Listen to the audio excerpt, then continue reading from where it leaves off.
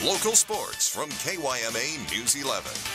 Essentially, we came down that we want to start with having 2 spectators per student athlete allowed at games to start through the fall and winter season. If it works well, which we're hoping, then that's hopefully something we can replicate for the winter season as well. The no fan policy has become a limited fan policy. Welcome back, everyone. The Yuma Union High School District has announced that it's changing its non-attendance policy it announced last week for its upcoming prep football and volleyball contest in wake of growing concerns from parents wanting the opportunity to support their kids that happen to be YUHSD student athletes.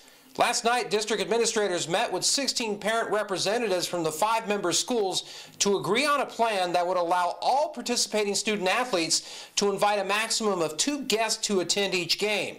Those guests, in turn, would need to fill out an electronic waiver and then abide by the district's current COVID-19 guidelines when they show up to a game venue. News 11 Sports spoke to YUHSD Associate Administrator Tim Brienza, who recapped last night's meeting and gave the district's expectations for the game spectators going forward. It was said best by a couple parents last night, we just have to make sacrifices for our kids.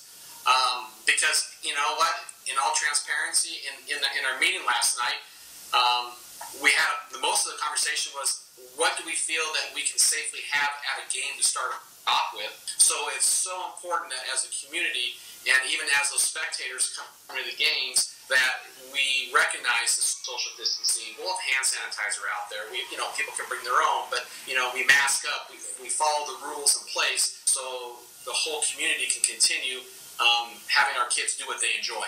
In order to make this plan work, the district got the approval from Yuma Mayor Doug Nichols to bypass the Arizona governor's executive order still in place not to otherwise hold public gatherings larger than 50 people.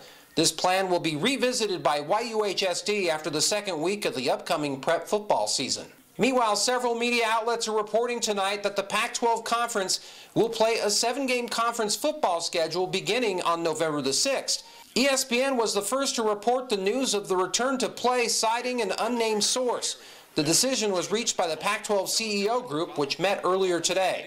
This move by the Pac-12 follows a similar announcement last week from the Big Ten Conference. It's not clear when the Pac-12 will release a schedule of games, but the conference championship game will reportedly take place on December the 18th. And finally, 2 NFL future Hall of Fame quarterbacks take center stage on Sunday night. Football Night in America's Mike Tirico and Tony Dungy break down the Sunday night contest.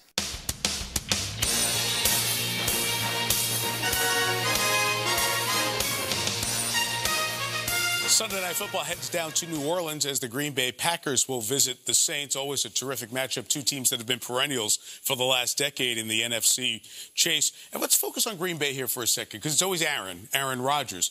But maybe it's Aaron Jones sharing equal billing in that offense right now, Tony. No, it really is. And Rodgers, I know, is happy to get that running game going again. And then he's got some other weapons in the passing game, too. It's not just Devontae Adams, but they're really doing a great job spreading the ball around. Yeah, Green Bay Packers, year 2 with LaFleur as the head coach. He and Aaron Rodgers seem to be on the same page. A couple of good wins to get started. We'll see how they do down in New Orleans without the noise in the dome. Saints and Packers, Sunday Night Football. Football Night in America starts it at 7 Eastern Time. That's going to do it for this round of sports.